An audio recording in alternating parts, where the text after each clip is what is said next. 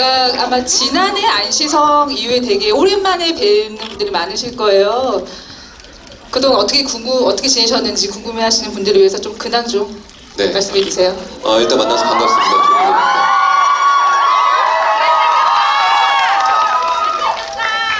네, 오늘 저를 처음 보시는 분들도 계신가요? 그럼 저를 뭐 단연간 오래 봤다 하신 분들 두 번 인사를 드려야겠네요. 단연간 저를 오래 보신 분들은 참 오랜만에 다시 인사드리게 돼서 너무 반갑고요. 또 처음 오신 분들은 네, 그게 한번 빠져나오면 빠져들면 이렇게 나가기가 쉽지가 않은데 괜찮겠어요? 네. 네, 이렇게 얼굴 뵙게 돼서 너무 반갑고 오늘 좋은 시간 한번 네, 만들어 보도록 하겠습니다. 네, 만나서 반갑습니다. 아까 물어보시려고 하셨던 거 안 물어보시네요. 요즘 뭐 혹시 말 실수하면 큰일이 벌어지기 때문에 네. 제가 그럼 물어보겠습니다. 혹시 오늘 조인성 씨하고 같이 누군가가 나올 거라고 혹시 기대하신 분 계신가요? 네. 있었어요? 이런 반응, 하는 반응이 나오면 조인성 배우가 서운할 것 같다는 얘기를. 뭐 누가 올 줄 알았나 보죠. 뭐 경수? 광수? 뭐 요즘 드라마 찍고 있는 주환이? 배성우 씨. 법민스님은 저를 계시지 않겠어요? 아니면 뭐 우빈이? 네, 나와주세요. 진짜 이러지 맙시다. 네, 저만 있어요. 즉흥극의 달인이죠. 본격적인 토크로 들어가서 초중고등학교를 이 근방이 이제 천호동에서 다니셨는데 데뷔 전부터 천호동 조인성으로 유명하셨더라고요. 그래서 이제 이곳이 이제 조인성 씨의 공간에 초대를 받은 것 같은 그런 느낌이 이제 좀 드는데 한 곳에 마음을 두면 좀 쉽게 이렇게 옮기지 않은 편이신지 아니면은 천호동만이 가지고 있는 힘인지 조인성 씨가 느끼는 천호동의 정서나 매력이 뭔지를 좀 말씀을 부탁드립니다. 글쎄요, 뭐 제가 선택해서 이 동네에 온 건 아닐 테니까요. 천호동에 부모님 따라서 뭐 이 동네가 천호동의 자리를 잡게 된 거죠. 사실은 처음에 있었던 곳은 명일동입니다. 네, 명일동에서 아파트에 살다가 삼익 아파트 혹시 아시나요? 지금은 이제 재건축이 됐어요. 네, 그 전에 강동 아파트. 삼익 아파트로 이사가서 1차에 살다가 2차로 넘어갔죠. 디테일하시네요. 예. 그럼 부동산업자한테 얘기 듣는 걸. 저희 이제 그래서 제가 이제 초등학교를 그 근방에서 고명초등학교에서 야구부로 이제 야구도 하고 그렇게 다녔고 그러면서 이제 중학교 넘어가면서 제가 천호동으로 왔어요. 천호동의 뜻은 천개호 집호자, 천개의 집이 모여 있다 해서 천호동이라고 이렇게 이름이 지어지게 됐죠. 지역 홍보대사 같은 느낌이 지금 살짝. 저희 고향 같은 곳이니까요. 네. 그래서 거기서 이제 중학교, 고등학교 다 나오게 됐죠. 제가 이번에 그 자료조사를 좀 해보니까 천호동에서 조인성 씨를 봤다는 목격담이 굉장히 인터넷에 많이 떠돌아다니더라고요. 보니까 꾸러기 분식? 네네네. 혹시 아시는 분 계세요? 다 역시 아시네요. 저를 단연간 저를 좋아하신 분들은 거기서 식사들 하셨을 거예요. 그쵸? 네네. 그래서 저는 근데 그 생각이 들었던 게 키가 큰 배우가 어디를 가든 좀 숨을 수 있을까? 또 이 정도의 약간 아우라가 있으면 어디 가도 튈 것 같은데 어떻게 이렇게 목격담이 많이 나오고 왜 이렇게 편하게 다니시는지. 네. 글쎄요, 뭐 동네에 친구들이 계속 살고 있었기 때문에 그 쉴 때 친구들과 어울리는 시간이 많아서 더더욱 그렇게 동네를 더 활보하면서 다녔던 것 같아요. 낯선 동네에 있다 보면 글쎄요, 이렇게 친구들이 또 뿔뿔이 흩어지기도 하고 그러면은 동네도 잘 모르게 되고 그러는데 아무래도 이제 초중고 저희 친구들이 다 있었기 때문에 가능한 일이기도 했었죠. 사실 우르르 같이 다니니까 그 친구들이 조금 많이 케어도 해주고 밥값은 물론 제가 냈지만 뭐 그런 서로의 기브앤테이크가 이루어지는 친구들이 있었기 때문에 가능한 일이지 않았나 싶어요. 그 친구분들이 이제 군 입대할 때도 이렇게 따라와 주시고 뭐 관계가 굉장히 두터운 걸로 알고 있는데 어쨌든 나이를 이제 한 살 한 살 먹으면서 그분들은 이제 결혼도 하고 아이들도 있고 본인하고는 이제 삶이 이제 갭이 좀 이제 커지잖아요. 이제 그런 데서 느끼는 어떤 체감 같은 게 좀 있을 것 같거든요. 굉장히 많이 느끼죠. 이제 제 친구들 중에 결혼 안 한 친구가 명이 남았는데 그중 한 명이 최근에 결혼을 했어요. 저기 명일동 교회에 역시 명일동. 네, 했는데 친구들이 다 모이다 보니까 이제 저희들끼리 뒤풀이를 할 장소가 필요한데 장소가 어디로 할까 뭐 고민하다가 이제 애들도 있으니까 그 친구들 덕분에 키즈 카페를 처음 가봤어요. 네, 키즈 카페를 처음 가봤어요, 정말. 와, 거긴 또 다른 세계더만요. 아이들이 정말 신나게 놀고 있고 이제 부모님들 아니면 이제 저희 같은 나이 또래 애들은 이렇게 목소리가 커지게 되더라고요. 애들이 막 시끄럽게 노니까. 그래서 막 얘기하다가 아이들 봤다가 왔다 갔다 하고 울고 있으면 또 왜 우니 하고 이제 엄마 아빠들은 또 제 친구들은 가고 이러면서 세월이 참 많이 변했다. 그러면서 좀 예습을 하는 거죠. 나도 어쨌거나 저 모습으로 갈 테니까. 그러니까 그런 것들을 좀 미리 볼 수 있는 기회들을 제 친구들이 저한테 주는 건 아닌가라는 생각을 좀 하게 됐었어요. 어쨌든 천호동의 친구분들 말고도 뭐 연예계 아까도 뭐 같이 누가 왔을 것 같다라는 뭐 그런 기대 뭐 이런 것도 얘기가 나왔지만 뭐 다른 이제 연예인분들 이런 분들도 많이 친하시잖아요. 네.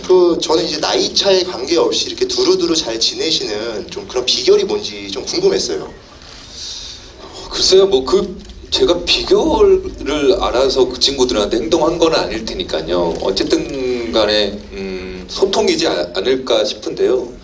이렇게 소통이라는 거는 그런 것 같아요. 이렇게, 원하는 걸 들어주는 게 아니라 그 친구가 얘기하는 걸 내가 듣고 있는 거지 않나. 그게 일단 소통이다.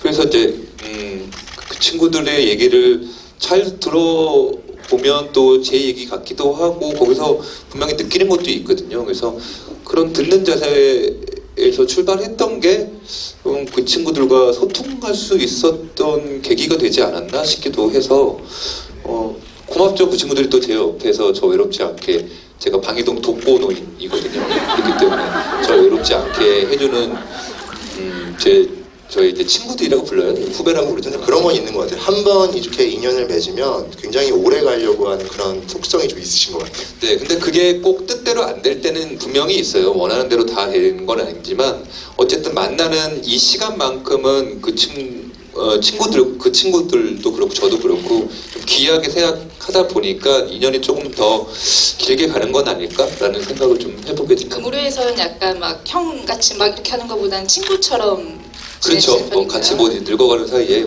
그런 거 따져봤자 저만 손해요. 왜냐면 어쨌든 그 친구들은 점점 이 인기의 핵에 있는 친구고 저는 어쨌든 간에 나이가 들어가면서 저의 역량에 따라서 더 있을 수도 있고 아니면 그 나이대에 맞는 어떤 자존감과 또 배우로서의 몫을 해 나가야 되는 나이가 점점 되기 때문에 그걸로 그 친구들과 비교 대상으로 삼으면 결국엔 저만 괴롭거든요.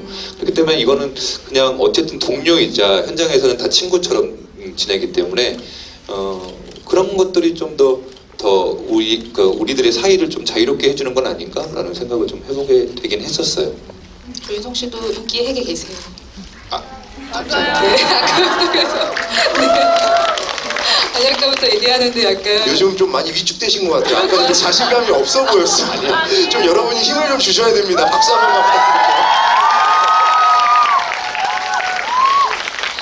저희가 버킨 얘기 좀 넘어와서요. 이게 2017년도 개봉한 영화잖아요. 다시 보니까 어떠신가요? 네. 글쎄 저는 영화 개봉할 때도 자주 봤고 그리고 개봉 후에도 몇 번 VOD로 봤었고 그때 보는 느낌과 또 지금 보는 느낌은 또 다르더라고요. 그때는 아무래도 그 개봉 당시에는 이제 탄핵 그때 국면이었었으니까요. 그러고 나서 좀 세상이 좀 안정되고 지금에서 보니까 그때 어떤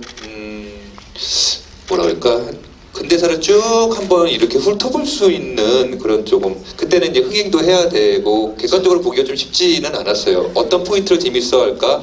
아 저건 어떻게 받아들였을까? 이렇게 그런 생각들로 많은 번뇌를 하던 시기였기 때문에 지금 보니까 그냥 있는 그대로 그냥 쓱 이렇게 대통령이 변해왔고 그러면서 우리가 또 발전하고 또 그러면서 우리가 또 놓치는 부분들 그때 그랬었구나 또 지금은 이렇네 뭐 이런 것들을 쑥 한번 볼 수 있는 그런 우리가 살았던 어떤 과거 여행을 한번 할 수 있는 그런 시간이 되었던 것 같아요. 저한테도.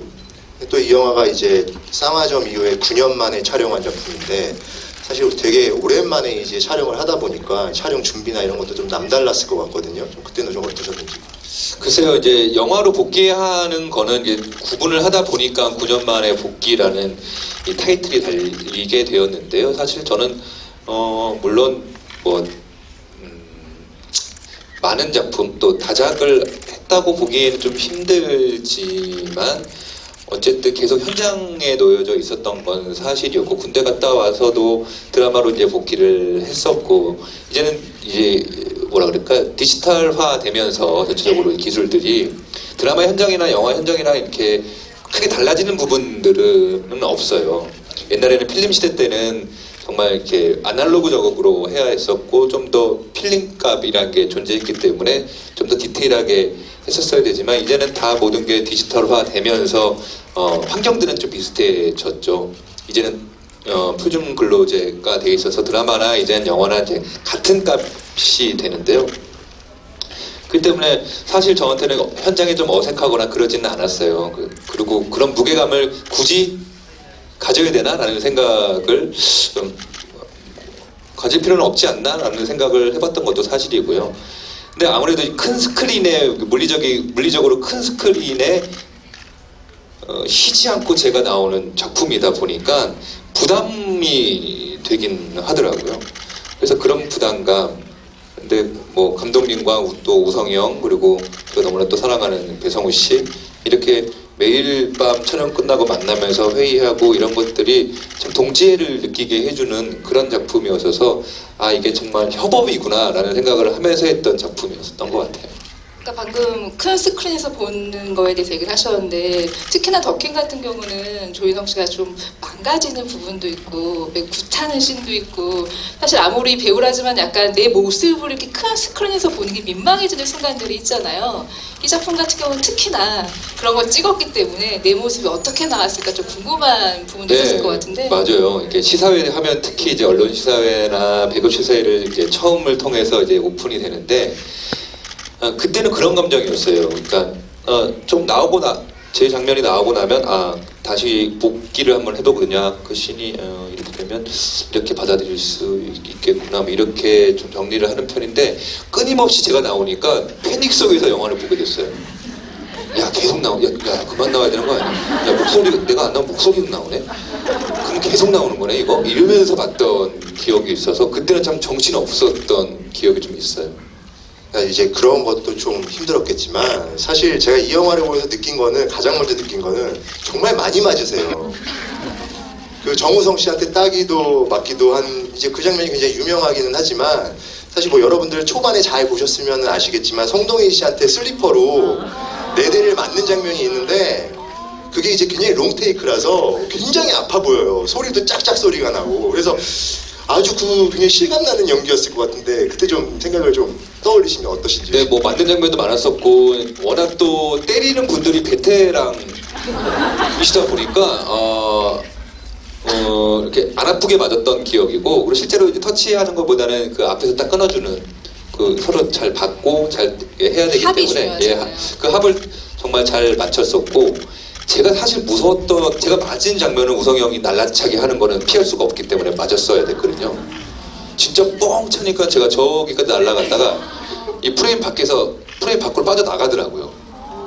그러다가 이제 저희는 배우들이니까 프레임 안으로 확 빨리 들어와 줘야 되거든요. 그렇게 한 네 테이크 찍었던 기억이 있었고 그때 좀 공포감이 좀 느껴졌었어요. 와, 멍도 좀 쓰셨어요? 얘가 아프구나. 정우성 씨와는 무슨 대화를 나눴나요? 그거 찍으면서? 한 번에 끝내자. 오히려 한 번에 끝내자. 근데 4번에 끝내셨네. 근데 미안해 하시더라고요. 그렇죠, 미안해. 이게 롱테이크니까 뭐 제가 잘 맞았다고 해서 끝나는 게 아니라 뒤에 성우 형이 또 잘 맞아줘야 돼요. 그러니까 이제 우성이 형이 제일 부담이 컸겠죠. 맞는 사람이야 뭐 이 자리를 빌어서 우성이 형 잘 때려준 우성이 형한테 감사드립니다. 그리고 또 이 영화에서 굉장히 또 인상 깊었던 거는 굉장히 다양한 또 머리 스타일이 나와요. 뭐 삭발로 미시기도 하셨다가 장발로 하셨다가 올백도 나왔다가 근데 이제 30대 찍으신 영화인데 고등학생 연기를 또 하셨단 말이에요. 굉장히 좀 이런 거는 좀 부담이 안 될 수는 없을 것 같거든요. 그렇죠. 근데 요즘은 기술이 많이 좋아져서 기술팀을 왜냐면 없는 그림도 만들어내잖아요. 근데 있는 그림에서 좀 젊게 있는 그림도 지금 고등학생 같지 않으신가요, 여러분? 이게 여러분들 이렇게 그러면 안 돼요. 왜냐면 이제 또 유튜브에 나가고 여러분들 이런 반응이 다른 사람들을 또 화나게 만들 수도 있습니다. 그냥 우리끼리만 좋아하는 걸로 그 마음은 감사히 받겠습니다. 저는 아마 많은 분들이 좀 공감하지 않을까 싶은데 더킹 처음 예고편을 나왔을 때 딱 조인성, 딱 정우성, 슈트핏이 딱 두 분이 나오니까 아마 굉장히 많은 분들이 기대를 했을 거예요. 영화에 대해서. 또 약간 영화를 보면 약간 CF 같은 장면 괜히 두 분이 붙어 있으니까 이게 정장 CF인가라는 기분도 들기도 하는데 어떠셨어요? 이렇게 특히나 의상 감독님이 굉장히 두 분을 보면서 흐뭇해하지 않았을까 싶은데 현장 분위기가 어땠는지 좀 궁금해요. 네. 현장 분위기는 사실 특별한 거는 없었지만 저 개인적으로는 조금 그런 것들이 있어요. 이렇게 물론 배우로서 또 스타로서 광고를 찍다 보니 광고로 통해서 보여진 이미지들이 혹시 영화에 해가 되지는 않을까라는 생각들을 좀 하게 되거든요. 왜냐면 이 태수가 캐릭터가 변해가는 모습을 보여준 건데 그 장면이 너무 광고적으로 보여진다면 그건 또 이게 방해 요소로 또 작용을 하기 때문에 그런 것들을 조금 생각을 아무래도 하면서 하지만 그것도 어쩔 수 없는 일이다라는 또 마음가짐으로 또 촬영에 임하기도 하고 그러니까 조금 이 스타로서 이 영화한테 좀 해가 되는 부분이 있을 것 같아서 조금 미안한 적들이 조금 많았던 적은 있어요. 근데 전 반대로 제가 감독이라면 내 앞에 정우성과 조인성이 있으면 이런 멋진 모습을 스크린으로 구현하고 싶은 대리만족을 하고 싶은 마음도 감독들한테 있을 것 같거든요. 네. 근데 감독님은 항상 이렇게 제가 뭘 이렇게 분장하고 이렇게 나타나면 인성 씨 이거 좀 못생기게 좀 분장팀 못생기게 좀 해주세요. 이제 이거 좀 흐트러뜨려 달라고. 그러니까 제가 잘생겼다는 게 아니라 조금 정리를 해드리면 비현실적인데 현실적으로 만드는 거예요, 분장으로. 제가 약간 말실수를 한 것 같아요. 그렇죠? 그래서 이제 그런 요구를 많이 좀 현실적으로 좀 바꿔달라 진짜 말씀처럼. 그래서 그렇게 좀 많이 요구를 했던 기억들이 있었어요. 그 영화에서 태수를 통해서 이제 1980년대 전두환 정권 시절부터 이제 대한민국 30년사를 딱 투사하시잖아요. 근데 이제 조인성 씨가 태어난 해와도 약간 그 1년 후에 태어나신 걸로 아는데 모든 것들을 그 경험한 시기를 같이 통과했기 때문에 이 영화가 좀 더 특별하게 다가오는 면도 있지 않았을까 싶은데 어떠셨나요? 네, 사실 제가 81년생이다 보니까 그 정권 때는 제가 이제 기억이 사실 없죠. 한두 살, 4살, 5살 유치원생이었으니까. 제가 기억나는 거는 올림픽 때부터 좀 기억이 좀 잘 나고요. 어린아이였으니까 그 세상 속의 고통에서 조금 벗어나 있는 사실 우리는 보호받는 어린아이였기 때문에 사실 그렇지만 이제 부모님들이나 그 시대의 중심이셨던 분들은 여러 가지 감정들을 느낄 수 있는 왜냐면 이게 이 변화가 또 있어야 되는 그 시기에 핵에 계셨기 때문에 저는 그 감정까지는 느끼지 못했겠지만 그래도 그 시대에 태어나서 그 공기를 마셔봤고 그때 음악을 좀 들었던 풋풋한 기억들 그래서 제가 김광석을 좋아하고 김현식을 알게 듣게 되고, 그러니까 그 옛날 노래도 어렴풋이 기억을 해서 그 정서를 좀 이해하는 데는 굉장히 좀 도움이 되는 것 같긴 해요. 그 오래전에 정우성 씨가 출연하는 아스팔트의 사나이를 보고서 정우성처럼 멋지게 TV에 나와서 나오고 싶다. 그래서 배우가 됐다. 뭐 이렇게 이제 인터뷰를 하신 적이 있는데, 이 영화 보시면은 뭐 여러분들도 아까 보셨겠지만 흥미롭게도 고시생 태수가 TV 뉴스에서 나오는 한강식 검사의 활약을 보면서 꿈을 키웁니다. 그래서 본의 아니게 메소드 연기 같은 거를 하는 것 같은 느낌이 좀 있는데, 좀 연기하실 때 좀 어떠셨는지. 네, 정확하게 보셨어요. 사실 도움 많이 받았죠. 그 태수 입장에서도 롤 모델이자 그 로망인 사람이 나타났으니까 저 역시도 그랬죠.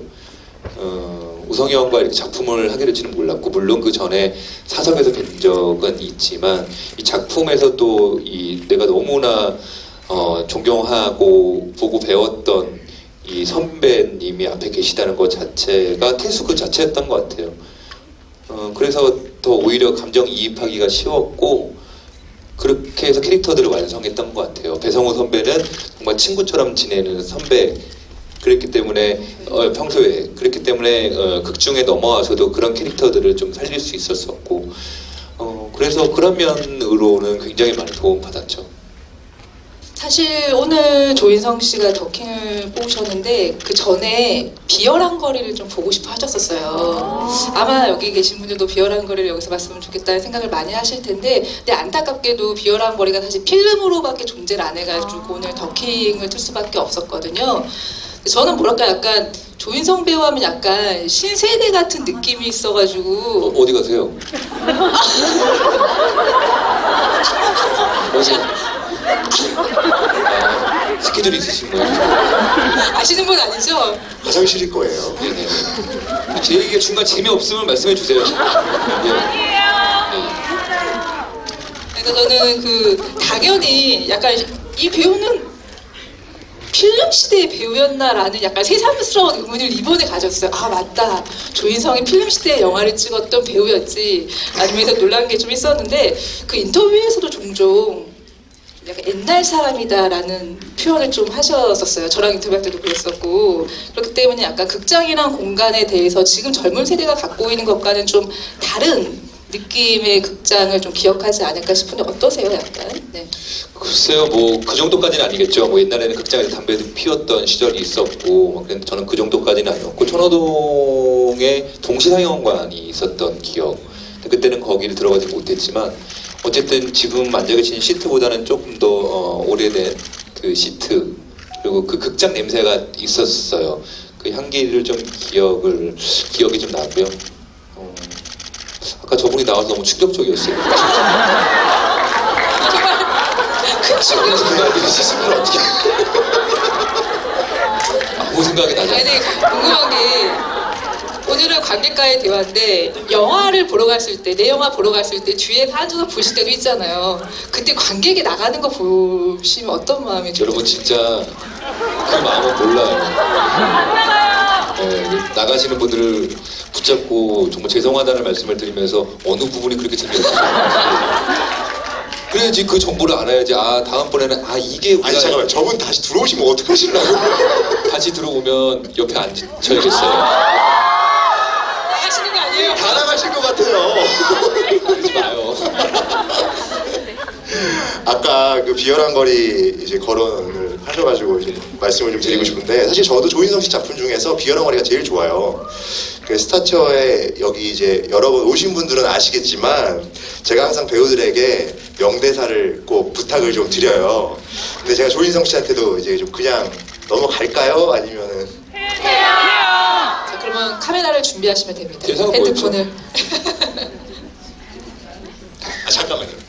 여기 녹음기를 키셔야 될 분들이 네, 아마 지금 계세요.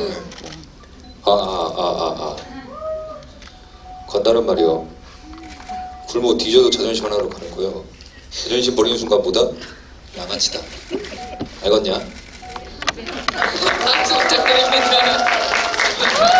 마이크를 좀 돌렸으면 더 좋았을 것 같아요. 네, 이게 마이크 상태가 아까 그러니까 하면서 이 대사를 하기에는 마이크 상태가 좀 안 좋다. 있었어요. 더킹은 이제 선택에 관한 이제 영화이기도 한데, 조인성 씨가 연기한 태수라는 인물은 권력을 선택함으로써 권력에 끌려갑니다. 근데 그런 태수가 선택의 키를 비틀어서 주도권을 쥐려고 할 때부터 더킹은 완전히 변모하는데, 조인성 씨 역시 이제 많은 선택지들을 통과해 오셨을 텐데 그 선택들에 대해서 뒤돌아봤을 때 좀 어떻게 평가를 하고 싶으신지. 뭐 과거의 선택이 지금 현재 좀 적겠죠. 그리고 또 현재 또 선택하는 것들이 이제 미래에 적겠죠. 지금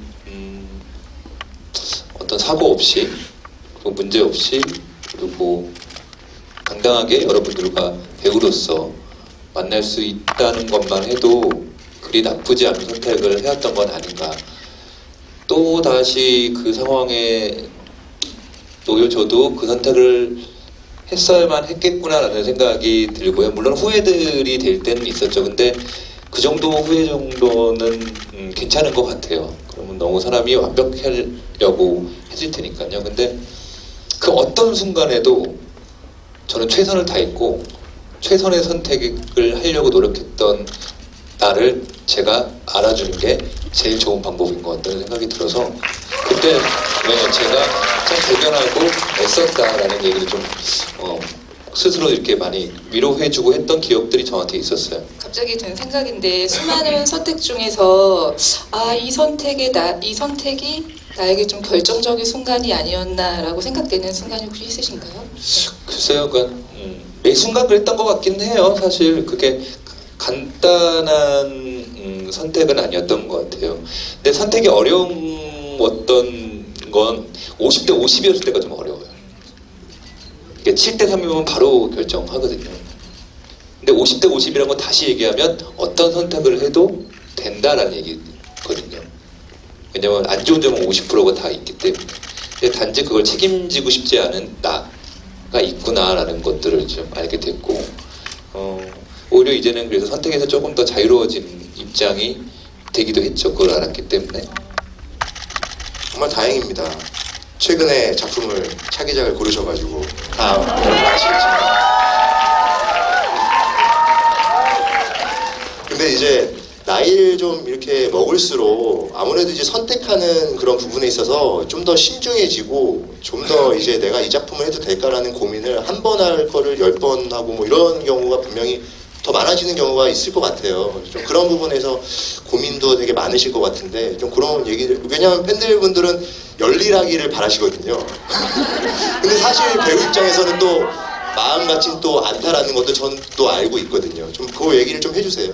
저번에 이제 이 스타체어 때문에 통화를 하면서 이제 그런 얘기들을 이렇게 했던 기억이 좀 나는데, 선택이 어려워지기도 하지만 선택을 쉽게 하기 위해서 내가 가져야 될 자세들이 분명히 있구나라는 생각이 들더라고요. 이제는 작품에서 제가 주인공이 아니어도 역할만 괜찮다면, 그 역할을 해서 잘 소화만 한다면 그 영화의 기억이 될 수 있겠구나. 그렇게 되면 그 영화는 온전히 또 내게 될 수도 있고, 또 누군가의 것이 될 수도 있고, 그렇게 영화를 만들어 보면 그 영화는 더 풍부하겠구나라는 생각을 하면서 선택을 좀 더 쉽게 하기 위해서 작은 역할이 좋으면 좀 가벼운 마음으로 하고 좀 나가고 싶다 이런 생각들을 하게 되면서 좀 더 편하게 하려고 노력 중이에요. 선택을. 제작자들이 작은 역할을 해주겠어? 이런 생각을 또 하잖아요. 또. 네, 근데 아무도 안 주시더라고요. 그렇게. 그래서 이제 친한 분들과 작업할 때는 그렇게 해도 되겠다라는 생각이 좀 들기도 했고, 이번에 기사가 나왔는데 유승환 감독님하고 작품하는 것도 저는 시나리오를 못 봤어요. 못 본 상태에서 결정을 했고, 그렇기 때문에 뭐 최근에 시나리오 받은 지 얼마 안 됐어요. 이거 처음 듣는데. 처음 듣는 얘기. 그러면 여기서는 어떤 선택이 지금 작용하고 왜냐면 여쭤봐도 될까요? 뭐 이건 뭐 어쨌든 하기로 검토 중이라고 나갔기 때문에, 왜냐면 그런 이제 선배 감독님이라고 해야 되죠. 베테랑 감독님과 작업을 하고 또 했을 때는 분명히 이유가 있겠구나.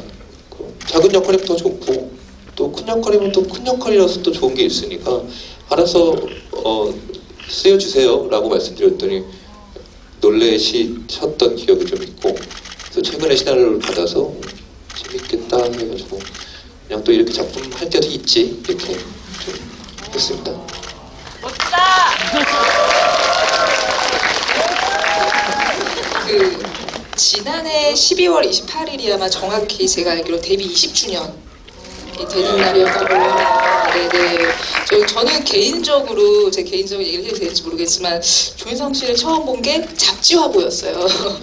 네, 잡지화보여서 뭐랄까 이렇게 연기라는 세계보다 연예계라는 세계를 좀 먼저 들어오지 않았나라는 생각이 들고 네, 그렇네요. 진짜. 네, 그랬을 때 직접 들어와 봤더니 연예계는 좀 어땠던 것 같으면 또 이렇게 연기자로 또 변모해가는 과정은 또 어떤 이유들이 있었기 때문에 이렇게 왔는지 좀 말씀 부탁드릴게요.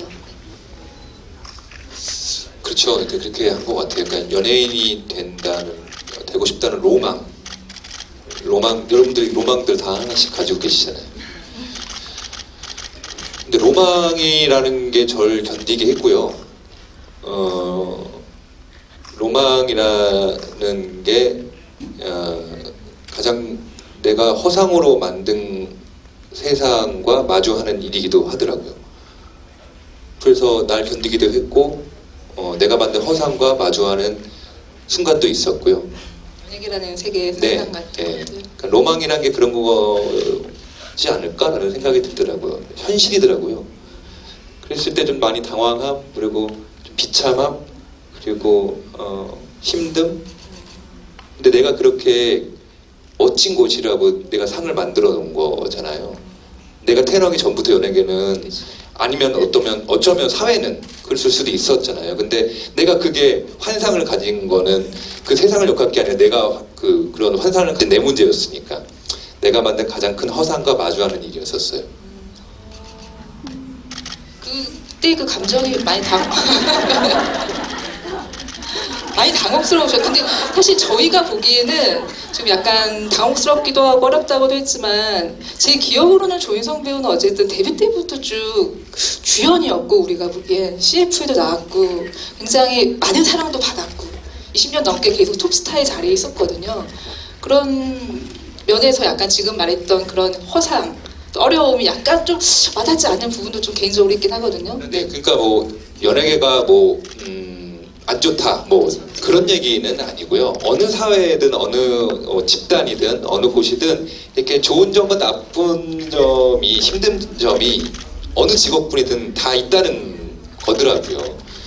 그렇기 때문에 뭐 그게 그걸 이제 극복해 나가기 위해서 노력을 해야 했고 성장통을 빨리 겪었어야 됐고 또 너무나 감사하게도 여러분들이 사랑해 주신 덕분에 일찍 사랑받는 배우가 되었고 그거에 대한 반대로 겪어야 되는 것들이 분명히 있었던 것 같아요.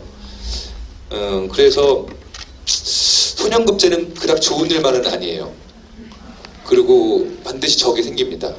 그리고 그 적 때문에 문제되는 거일 수도 있겠지만 내 스스로 나를 너무 힘들게 해요. 그렇기 때문에 그런 상태에 놓여진 또 이면의 조인성이 좀 있지 않았을까요? 네, 그랬었습니다. 그 조인성한테 좀 박수 좀 부탁드려야 될 것 같은데요. 그래서인지 조인성 씨 작품을 보면은 매 순간 도전이었다는 생각이 들어요. 특히 영화를 보면 뭐 비열한 거리에서는 이전에 볼 수 없었던 좀 강렬한 조폭으로 변신하셨었고 쌍화정 같은 경우 사극, 뭐 동성애 코드 액션이 있었잖아요.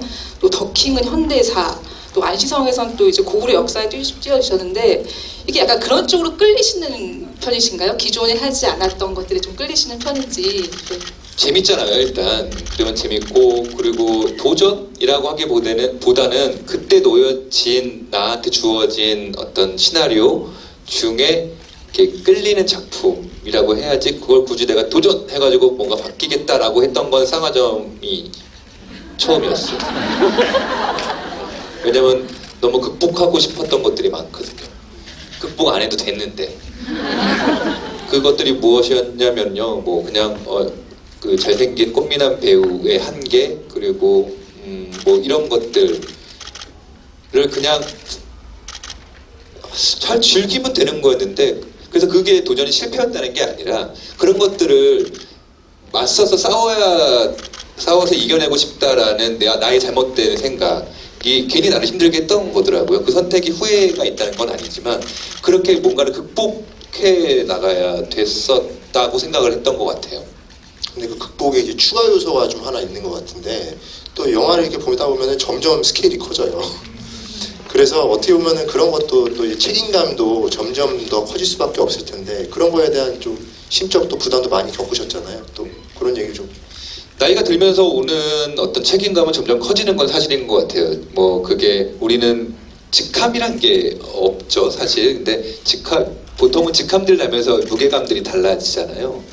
왜냐면 이 젊은 스타한테 그렇게 뭐 그 정도의 버젯의 그 작품들이 들어가진 않아요. 왜냐면 그거는 경험도 있어야 되고 연기 외적으로 스태프들과 어떻게 어울리냐, 그리고 이걸 어떻게 끌어갈 것이냐, 소통 문제, 그리고 이런 것들이 여러 가지가 복합적으로 있기 때문에 그 나이가 되면서 오는 어떤 그런 무게감들이 차근차근 저한테도 온 건 아닌가. 그게 뭐 특별나서 저한테 그게 더 뭐 빨리 왔던 것보다는 그 나이가 되면서 오는 것들이 있고 그렇기 때문에 그걸 나한테는 아 이거 또 하나의 산을 넘는구나, 또 하나의 산이구나, 아 산 넘어 또 산이구나, 이런 생각들을 하면서 작품에 임했던 것 같고, 그게 저한테는 굉장히 큰 경험이 되지 않았나.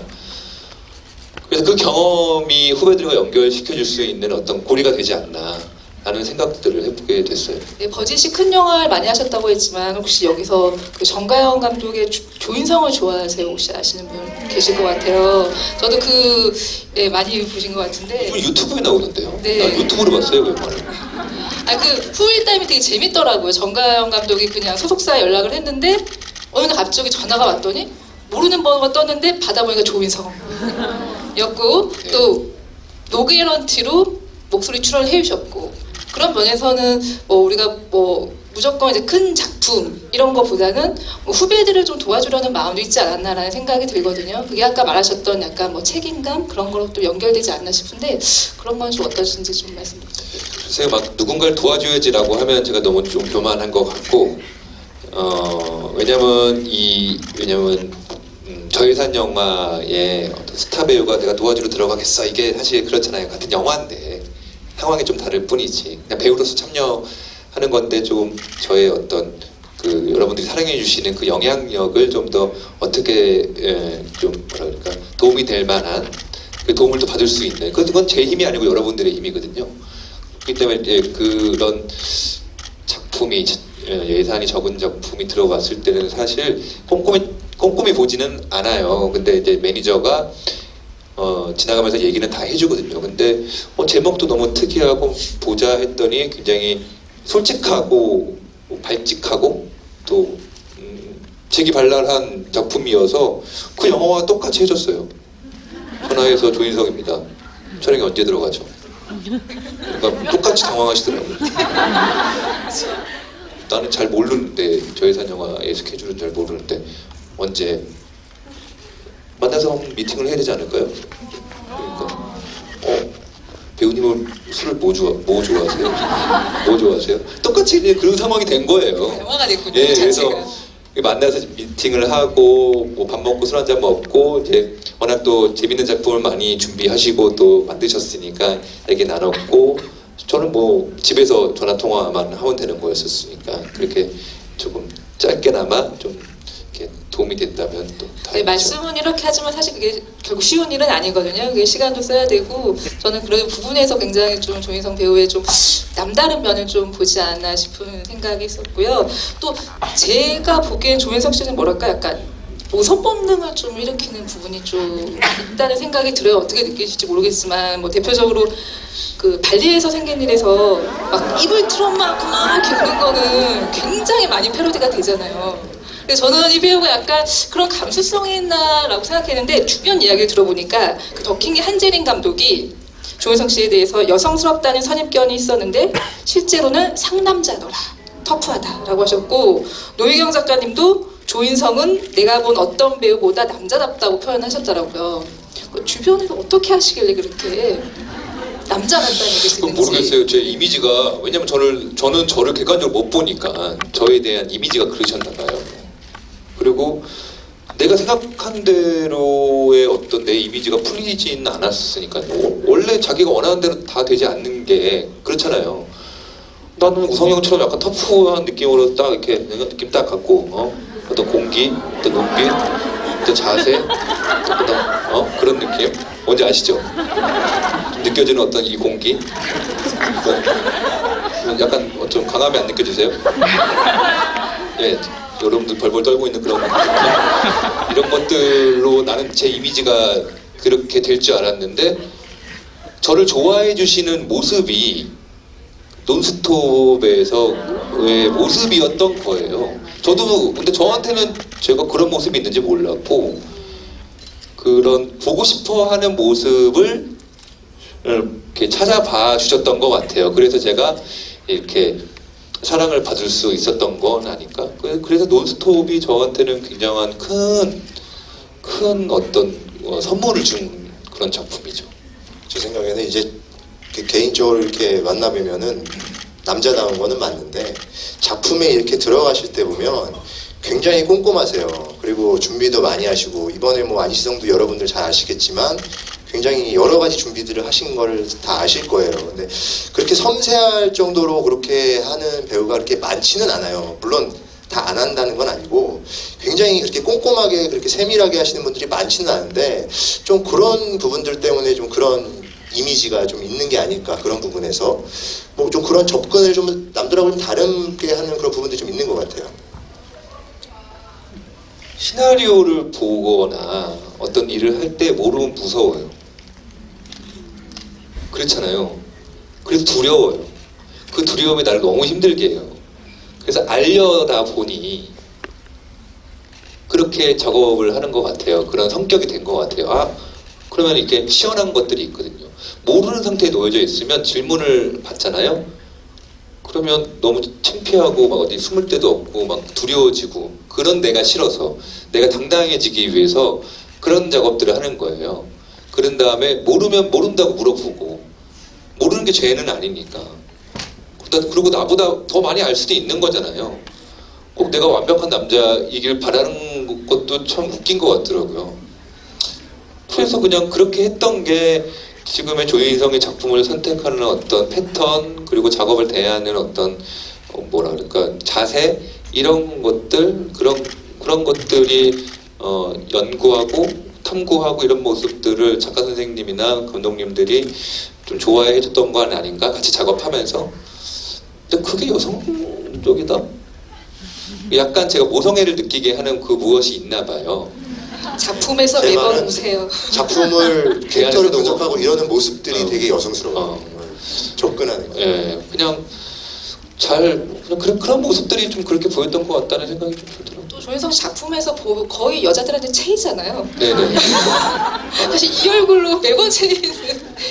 너무 많이 차였어요. 그러니까 그럴 때 그 조인성 씨가 나오는 그 섬세한 표정 같은 것들 때문에 아마 더 그런 이미지가 좀 있지 않을까라는 생각도 한번 네네. 해요. 많이 차여서 그런가 봐요. 아니 왜 좀 원래 사전 계획이 없던 얘기들을. 어때요? 아니 근데 저는 이거 좀 여쭤보고 싶은데 좀 오해하진 않으셨으면 좋겠는데 여기 영화에서 보면은 김하중 씨가 마지막에 이제 햄버거를 먹으면서 양아치 같은 눈빛이 있어가지고 도와준다라는 이렇게 얘기하는 장면이 있는데 저는 이제 비열한 거리가 좋았던 이유가 정말 양아치 같은 눈빛이었거든요. 좀 오해하지 말아주세요. 연기 정말 잘했다라는 얘기니까. 근데 본인이 봤을 때도 그런 이제 그 양아치라는 단어가 2번 나오는 거니까 어떻게 보면 연달아서 그런 거에 대해서 내가 그런 느낌이 있나? 이런 생각을 좀 하셨을 것 같거든요. 좀. 글쎄요, 이렇게 불안한 느낌 그리고 어떤 그 목적을 이루기 위해서는 목적을 딱 잡고 가는 그 태도, 그 눈빛이 아마 그렇게 보이지 않았나 싶기도 하고. 글쎄요, 저는 어떤 그런 느낌으로 했지만 보는 사람들은 또 그런 눈빛을 또 양아치적으로 볼 수도 있고 아니면 되게 확고하게 밀어붙이는 힘이 있네라고 볼 수도 있는 거니까 그거는 이제 보는 사람의 마음에 좀 달려 있는 거죠. 한재리 감독님은 그런 눈빛을 약간 양아치적으로 좀 보셨나 봐요. 속상하네. 제가 뭐가 됩니까? 연기를 그만큼 잘한다는 얘기죠, 여러분.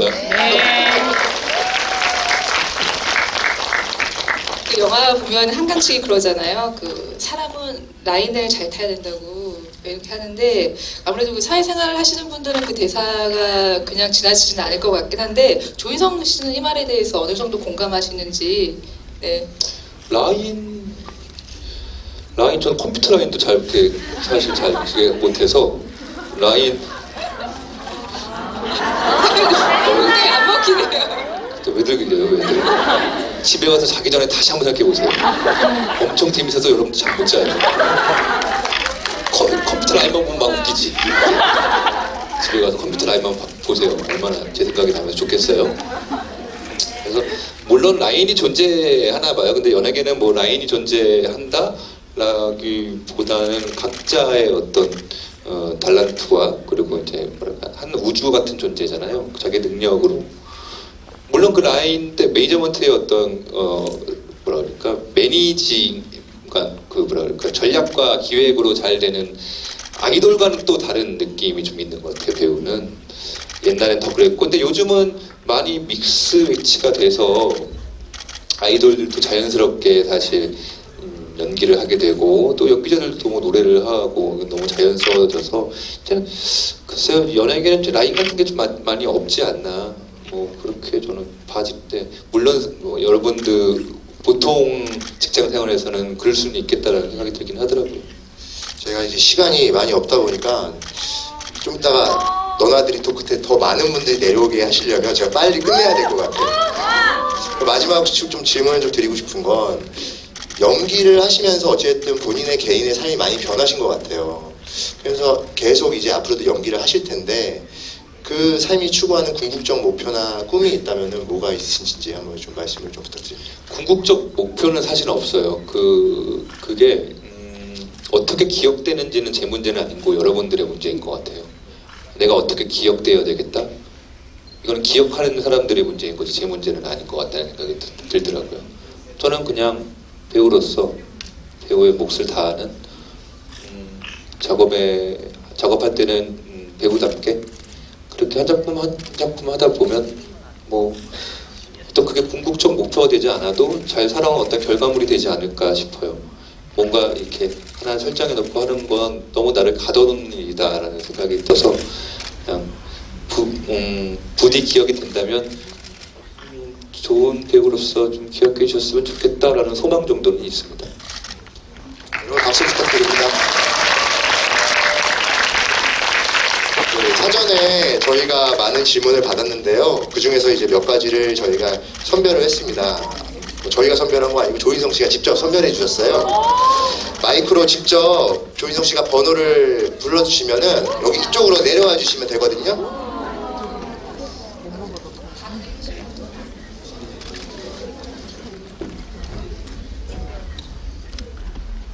제가 이분들을 불러서 번호만 부르시면 H9번 H9번 내려와 주시면 될 것 같아요. D7번 C7번 C6번 D17! I19 이쪽으로 다 내려와 주세요.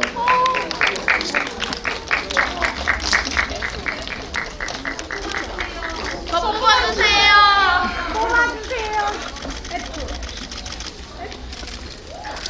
D7번님 앉아 계셔요. 앉아 계셔.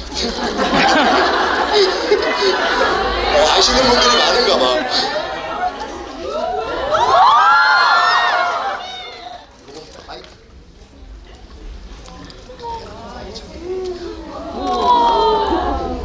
직접 읽어주시면 되거든요. 지금까지 가본 나라 중에서 가장 좋았던 나라가 어딘지.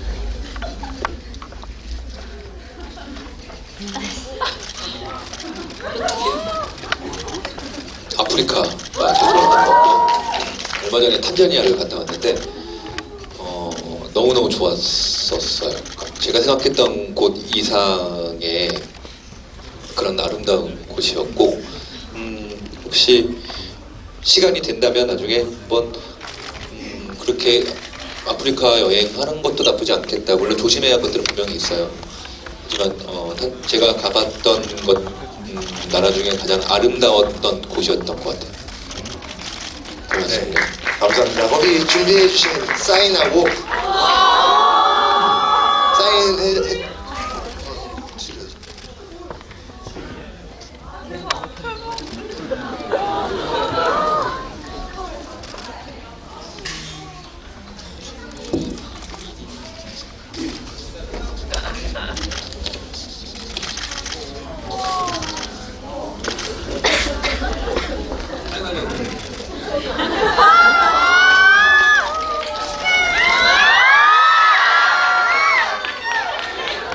네, H9번님.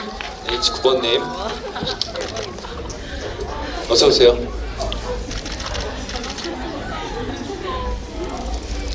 앉으세요.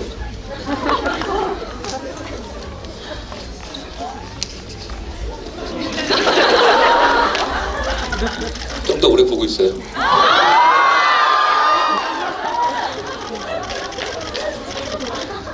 하지 마요 질문. 하세요. 더킨 영화를 같이 촬영한 조인성에게 정우성이랑 더킹을 찍고 나서 더 우성형의 멋짐을 느끼는 것 같아요. 그래서 우성형처럼 되면 참 멋있겠다라는 생각이 변함이 없어요.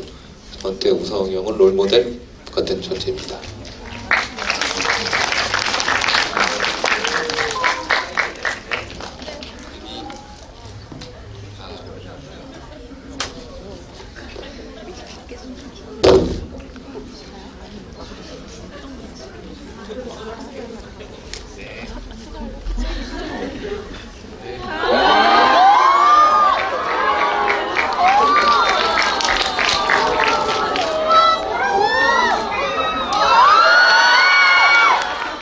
네, 다음 C7번님.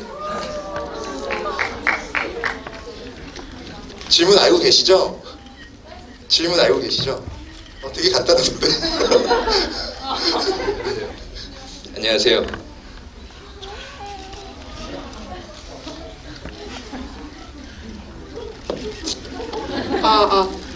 쎄쎄 이렇게. 쎄쎄. 조인성에게 이광수란? 얼마 전 광수랑 같이 여행을 갔다 왔는데 옛날에 생각했던 광수랑 이제 광수는 정말 다르더라고요. 물론 이제 그 대외적으로 여러분들이 사랑하시는 그 배우의 위치는 물론 변함이 없지만 그 사람은 훨씬 더 큰 나무가 됐어요. 정말 멋진 나무가 됐어요. 그래서 나한테 광수란 가끔 그 나무 밑에서 칠 수 있는 그런 큰 나무가 되었어요. 네.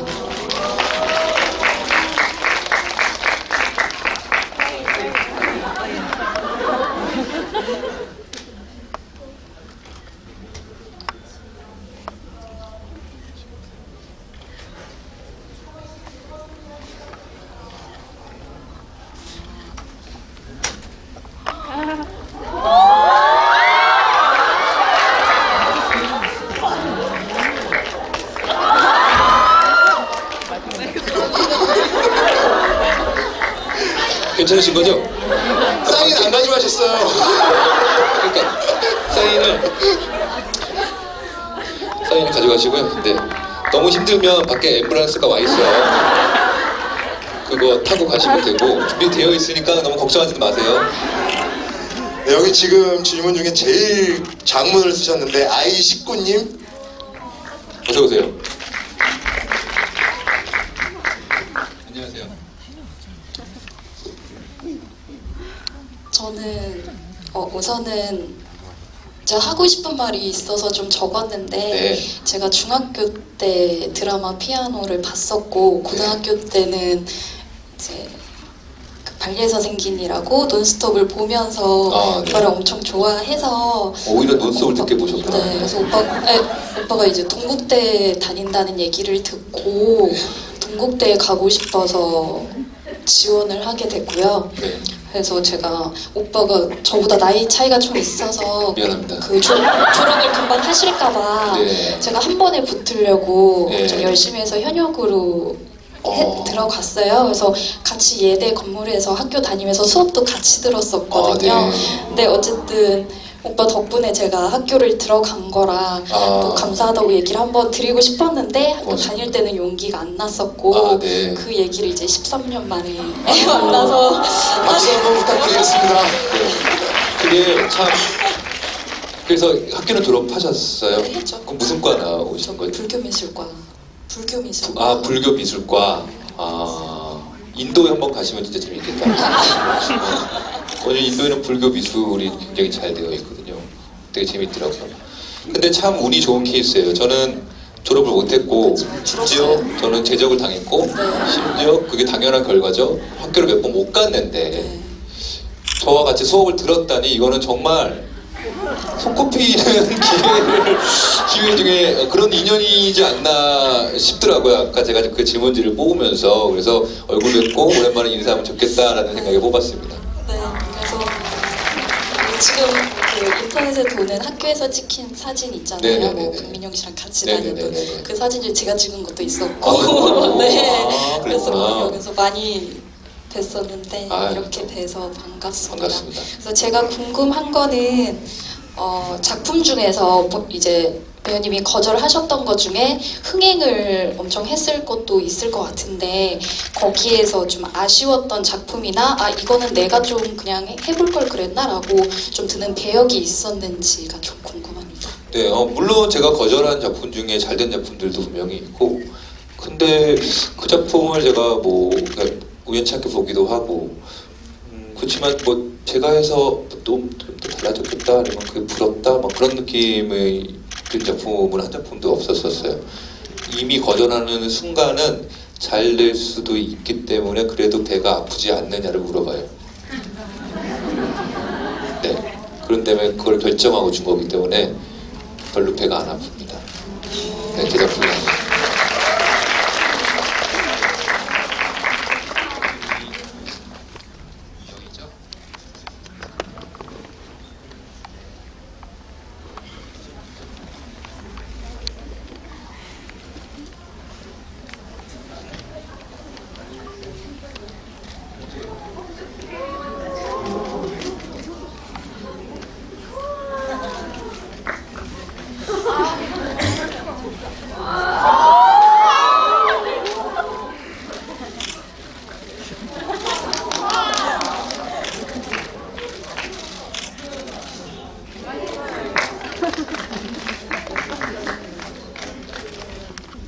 저기 있어요.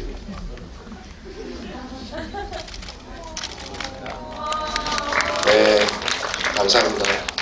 이제 마지막 한 분 남으셨는데 여러분 놀라지 마세요. 나와주세요. 어서 오세요. 자, 반갑습니다. 앉으세요.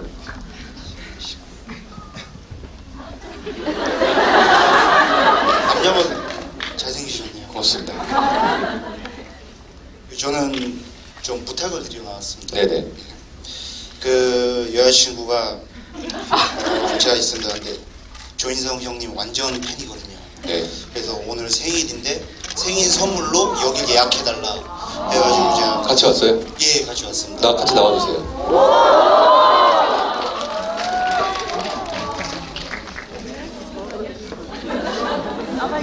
네, 이 자리로 오시면 됩니다. 다들 뒤에 보는데 앞에서 나오시니까 너무 당황스럽네요. 앉으세요.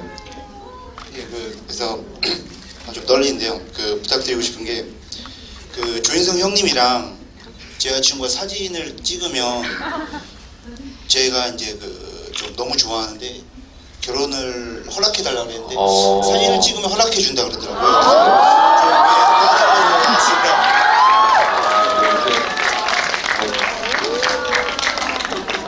만들어 볼까요, 여러분들? 만들어 볼까요?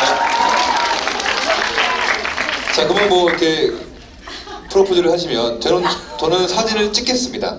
저는 찍겠고요. 이제 여자친구분이 이제 선택을 해주시면 되는데 뭐 프로포즈를 하시고 뭐 대답을 바로 못 할 수도 있어요. 왜냐면 그건 강요니까. 또 여자친구분이 또 집에서 며칠 밤도 고민해서 또 이제 결정 내려주시겠죠. 뭐 지금 당장 어떤 결과를 내리지 않으셔도 됩니다. 하지만 이렇게 프로포즈를 한번 해보는 것도 남자 입장에서는 용기이지 않겠어요? 그쵸? 네, 박수 한번 주시죠.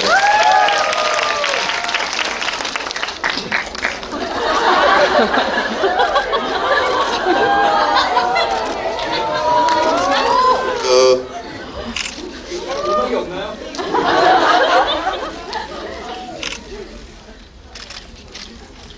일단 생일 선물 고맙고 내가 그래도 한 얘기가 있으니까 이따가 잘 얘기해보자.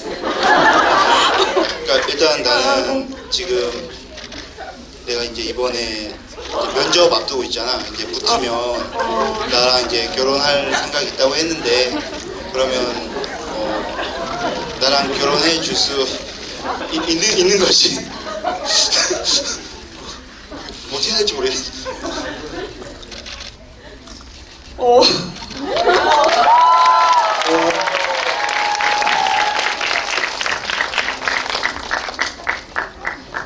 빨리 중재를 해주세요. 네, 어쨌든 아름다운 커플들의 사랑 얘기를 잘 봤습니다. 이거 마치 진짜 영화 같아요, 그렇죠? 네, 이제 여자친구분이 이제 잘 결정하셔서 남자친구분이 이렇게 용기를 내셨으니까 이 결정을 내려주시겠죠. 아무쪼록 좋은 결과 있기를 여러분들이 박수로 부탁드립니다. 일단 저희 사진을 찍겠습니다.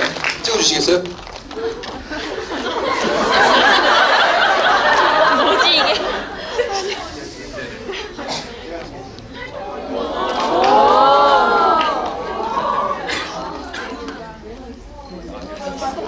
동영상 안 찍고 있었다. 아까 찍는다면 안 찍고 있으니까 어이가 없네. 안 찍고 있으니까 그냥 찍고는 줄 알았어. 나 어이가 없네. 나 재밌게 이런 적 있었어. 이렇게 찍는 줄 알았어. 난 내가 찍고는 줄 알았어. 감사합니다.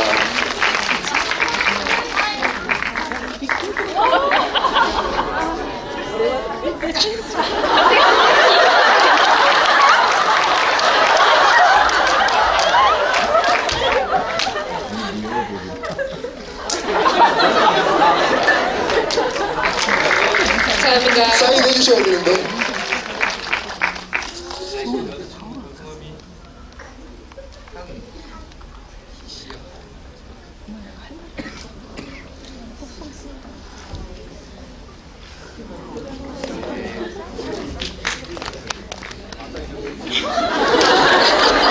열심히 하시고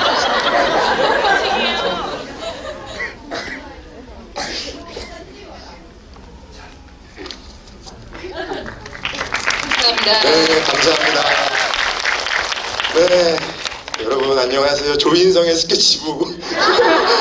여러분 감사합니다. 그 오늘 행사 제목이 스타체어인 만큼 롯데컬처웍스에서 조인성 씨를 위해서 특별한 의자를 준비해 주셨는데요.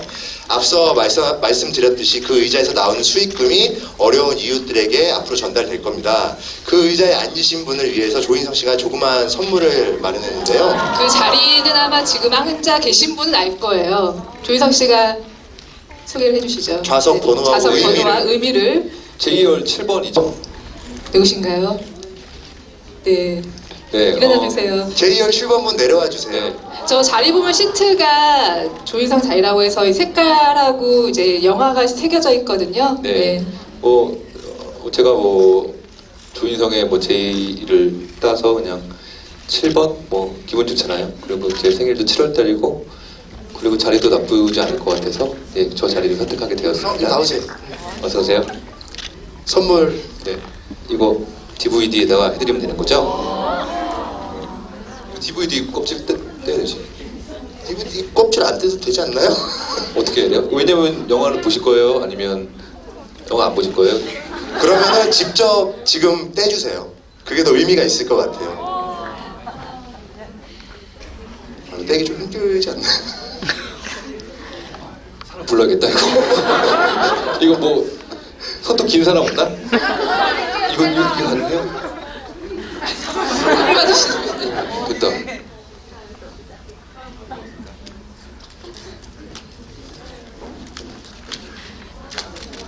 됐다.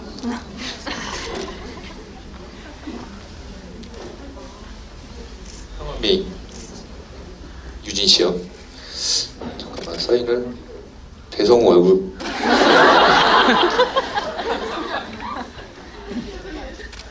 검색이네.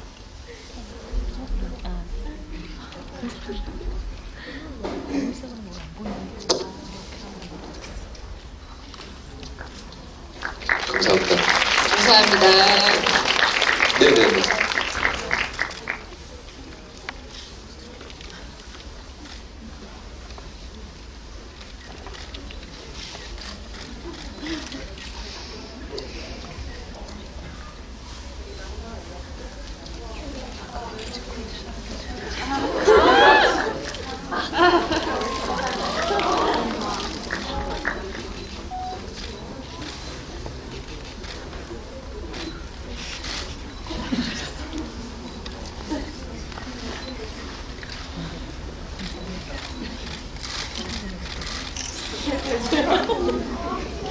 네, 감사합니다. 고맙습니다. 네, 그럼 오늘 행사에 수익금이 전달될 송파 희망 세상지역 아동센터 담당자님과 아이들과 미래재단 마스코트와의 기념 촬영도 잠시 있겠습니다. 마스코트 나와주세요. 저 마스코트 박수 보내주세요. 안녕하세요.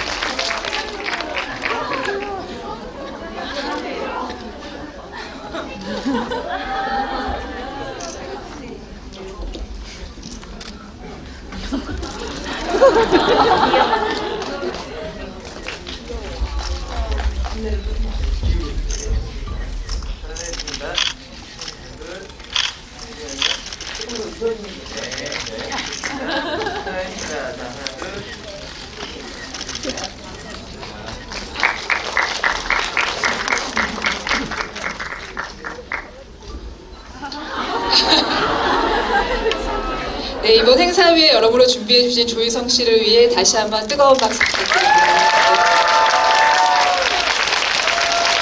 오늘 자리를 외워주신 관객분들에게 마지막으로 인사 말씀 부탁드리겠습니다. 네, 시간이 벌써 10시 38분, 40분 됐는데 식사들은 어떻게 하셨어요? 영화가 좀 늦게 시작해서 좀 그렇겠어요. 같이 식당이 섭외가 안 돼요. 이렇게 지금 안 되니까 식사는 각자 하는 걸로 일단 하고요. 각자 하시고 10시 반이니까 식사 맛있게들 늦은 식사 하시고 그리고 조심히 대중교통 이용하셔서 들어가실 분들은 들어가고 또 또 차량이 있으면 조심히 운전하셔서 네, 안전하게 귀가하시길 바라겠습니다. 오랜만에 만나 뵙게 돼서 너무나 반가웠고요. 또 오늘 저를 처음 봤던 분들 네, 그쵸. 몇 분 계시죠? 계속 봐요. 네. 저는 다음 작품으로 또 인사드리겠습니다. 네, 1년 후에 봬요. 네, 감사합니다. 네, 감사합니다. 오늘 자리가 관객 여러분들에게도 좀 즐거운 추억으로 간직됐으면 좋겠는데요. 그럼 기념사진을 끝으로 저희가 준비한 행사 모두 마치겠습니다. 자리로 좀 이동.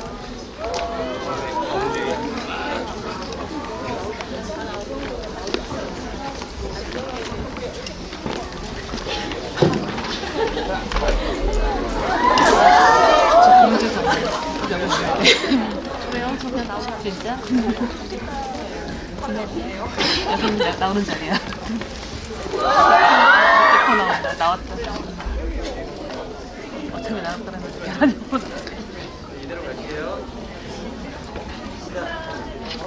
너무 가슴 타신 거 아닙니까? 좋습니다. 뭐 지금 나가시는 건가요? 아니, 사진만 찍고 나가시죠. 잠시만 나가시는 분들이 계셔가지고.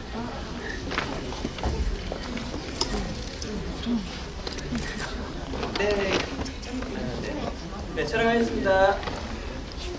자, 머리 위로 이렇게 하트 한 번만 이렇게 부탁드릴게요. 자, 촬영하겠습니다. 자, 하나, 둘. 다시 한 번. 자, 하나, 둘. 잠시만요. 네, 고맙습니다. 여러분 감사합니다.